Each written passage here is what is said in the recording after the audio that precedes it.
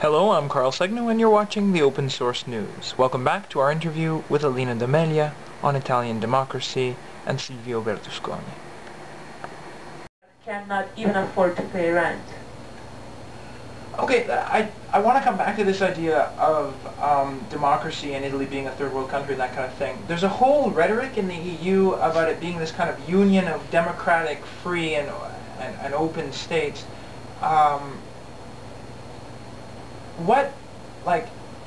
Italy looks pretty much on the ground, if not like a dictatorship, like something that is on the verge of it.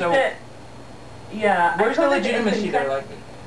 Well, the legitimacy in it is that Berlusconi was actually voted from the people. So it's not a dictatorship in political terms, but it's a dictatorship on a more subtle level.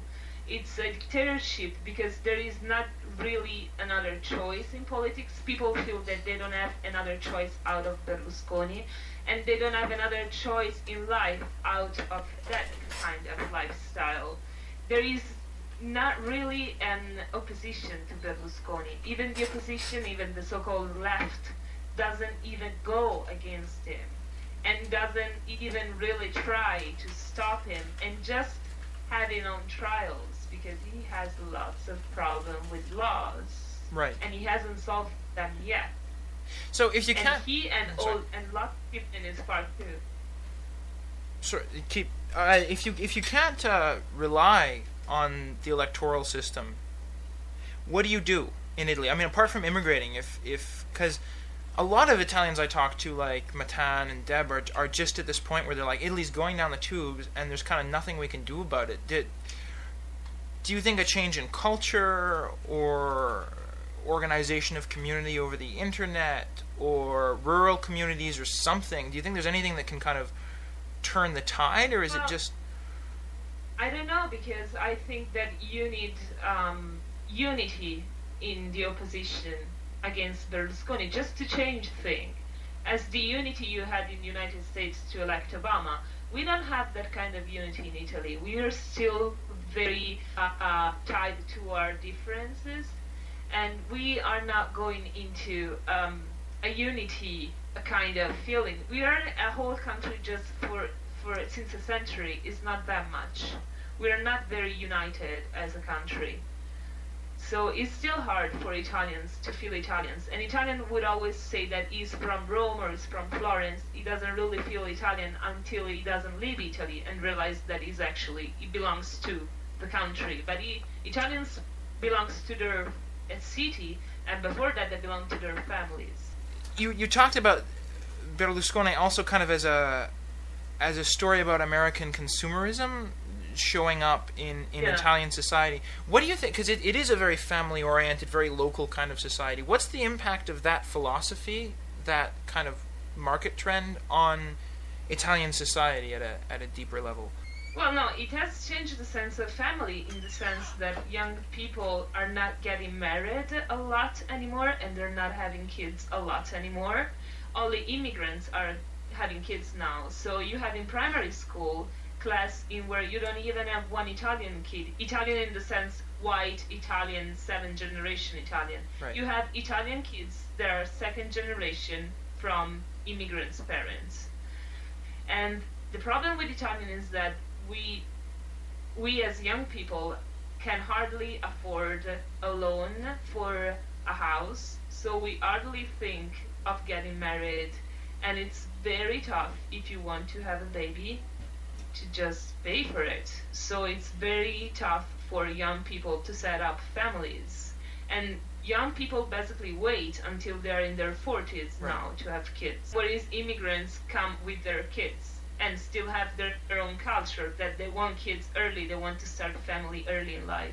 Now that we're having a financial crisis, a financial meltdown globally, what do you think the result, what's going to happen to Italy over the next few years? Unfortunately, my expectations are really low, because a crisis like this, if it can hit badly the United States and Canada, can only hit worse countries that are poorer. So it's going to be very bad in the third world, going to be pretty bad for us. So more unemployment, less productivity. Lots of people are losing their jobs in these days. Every day you open your newspaper and read of somewhere people losing their jobs. So it's not going to get any better.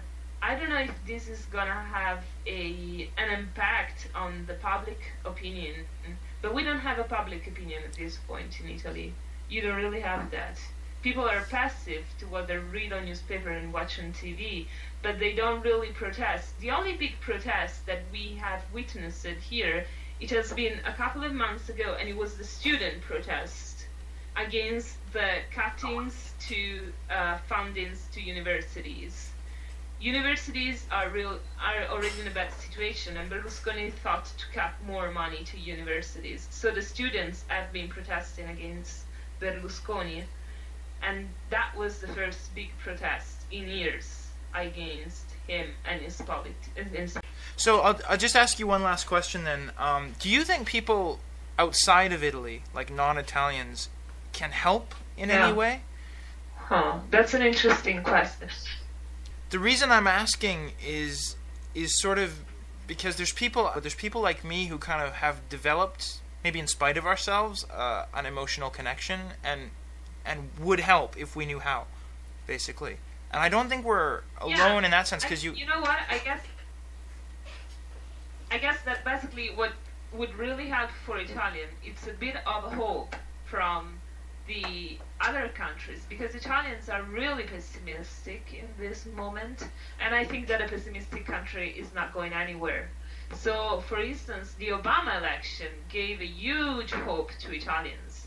So just, endorsement, that kind of attitude that even if you're in big troubles, you're gonna get out of it somehow, can for sure help, because Italians don't believe in themselves anymore and don't believe in themselves as a country anymore. So, people are emigrating pretty lightly. They don't care about Italy, they just care about themselves.